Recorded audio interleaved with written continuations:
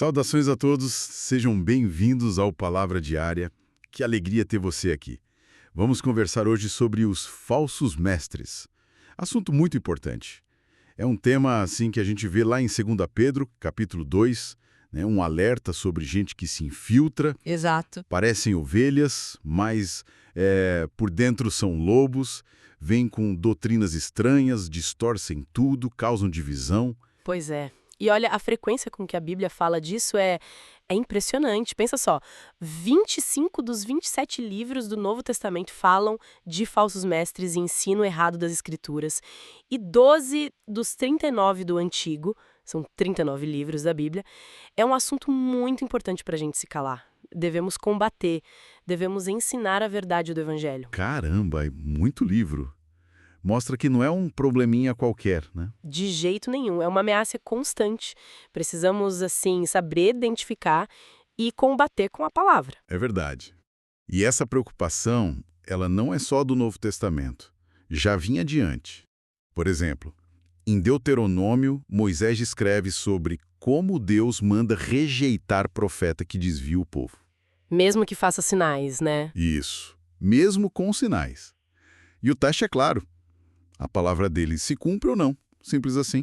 Depois, o profeta Isaías, ele fala que líderes e profetas mentirosos levam o povo à ruína. É causa de destruição mesmo. Aí vem o profeta Jeremias, que condena os que falam do próprio coração, sabe? E não corrigem o pecado. O profeta Ezequiel também adverte, contra os que seguem o próprio Espírito prometendo uma paz que não existe. Uma paz falsa. Exato. E tem o profeta Miqueias denunciando aqueles que profetizam por dinheiro. E olhando para o futuro, Zacarias também escreve sobre um tempo em que esses enganadores seriam eliminados. Fica claro que Deus sempre quis proteger seu povo da mentira. Com certeza. E essa firmeza, ela continua com Jesus, claro. No Evangelho de Mateus, Jesus é firme sobre esse assunto. Lá em Mateus 7, ele fala dos lobos em pele de ovelha. E no capítulo 24, avisa que muitos surgiriam para enganar. Assim, e Mateus 24 é bem forte nisso. Demais. E o que falar de Mateus 23, né? Aquele tapa na cara dos religiosos. Aquela declaração fantástica de Jesus contra os falsos mestres. Ali ele expõe toda a hipocrisia. Verdade. Que capítulo. Depois, no Evangelho de Marcos, o alerta é reforçado. E no Evangelho de Lucas, Jesus adverte contra querer ser louvado por todos, lembrando dos falsos profetas antigos. E também denuncia a ganância dos escribas, disfarçada de piedade. Ele não deixou margem para dúvida sobre o perigo. E os apóstolos seguiram nessa mesma linha, né? Paulo também adverte várias vezes, olha só, em Atos dos Apóstolos, quando ele está se despedindo lá dos presbíteros de Éfeso, ele já avisa, vão surgir lobos cruéis no meio de vocês. Que alerta direto para os líderes. Muito direto. Na carta aos Romanos, ele diz para a gente se afastar de quem causa divisão contra o ensino. Na primeira carta aos Coríntios, ele critica a tal sabedoria humana que, na verdade, esvazia o poder da cruz. Aquela sabedoria que não leva a nada. Isso. Na segunda carta aos Coríntios, ele desmascara os falsos apóstolos, diz que são ministros de Satanás disfarçados. É pesado. Pesadíssimo. Na carta aos Gálatas, ele repreende feio quem troca o evangelho por outra mensagem e fala de falsos irmãos que se infiltraram. Na carta aos Efésios, o chamado é para maturidade, para não sermos levados por qualquer vento de doutrina. Importante demais isso. E continua. Na carta aos Filipenses, fala dos inimigos da cruz, gente focada só no aqui e agora. Na carta aos Colossenses, o alerta é contra filosofias vazias, enganos baseados em visões, falsa humildade. Coisas que parecem espirituais, mas não são. Exatamente. Em 1 Timóteo, ele instrui sobre mestres ignorantes, fala da apostasia nos últimos tempos, da soberba de quem ensina diferentes só por dinheiro. E na 2 Timóteo também, ele diz que os enganadores vão piorar cada vez mais e que as pessoas vão procurar mestres que falem o que elas querem ouvir. É a tendência, né? Ouvir o que agrada. Pois é. E para fechar, Paulo na carta a Tito, ele fala dos insubordinados, dos faladores vãos e diz para rejeitar quem insiste na heresia depois de advertido. Paulo bateu muito nessa tecla. E não foi só ele.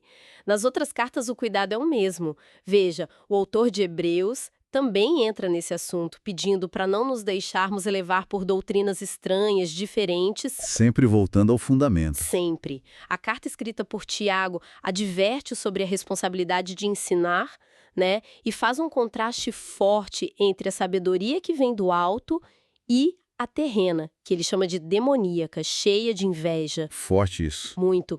Pedro, em sua segunda carta, como você mencionou no início, detalha como esses mestres agem escondido e fala dos zombadores do fim dos tempos. João, na primeira carta, nos dá aquele teste para os espíritos, reconhecem Jesus vindo em carne e alerta sobre os anticristos. Que já estavam agindo naquela época. Exato. E João continua na segunda carta sendo bem direto. Não recebam em casa, nem saúdem quem não traz a doutrina de Cristo. Tolerância zero com o erro doutrinário ali. Isso mesmo. Judas também escreve em sua pequena carta um chamado assim vibrante para a gente batalhar pela fé contra os infiltrados, os que transformam a graça em desculpa para pecar.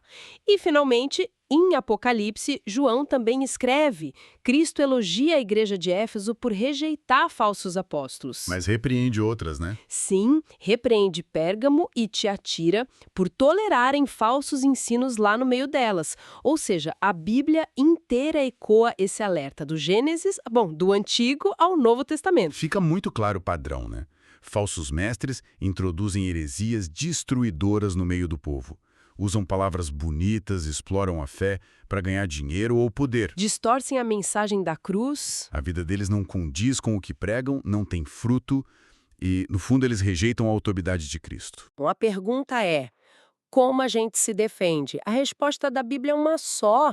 Devemos vigiar e examinar as Escrituras, sempre. Como o pessoal de Bereia fazia, lembra? Sim, conferiam tudo. Pois é. Um falso mestre se entrega quando confrontado pela Bíblia. Se pudessem, eles destruiriam as Escrituras. Porque a palavra expõe a mentira, a contradição. O ensino verdadeiro, ele sempre vai apontar para Cristo, exaltar a Cristo, levar à santidade, à obediência. E o falso? O falso, mesmo que de forma sutil, exalta o homem, infla o ego, leva para a confusão, para a perdição. Não tem como separar. Amar a Cristo é amar a sua palavra. Perfeito, é isso. Não dá para negociar a verdade. E assim conversamos sobre falsos mestres, assunto delicado e necessário demais. Convidamos, se inscreva no canal, compartilhe essa mensagem e vamos juntos, firmes na leitura bíblica. Deus abençoe grandemente a todos.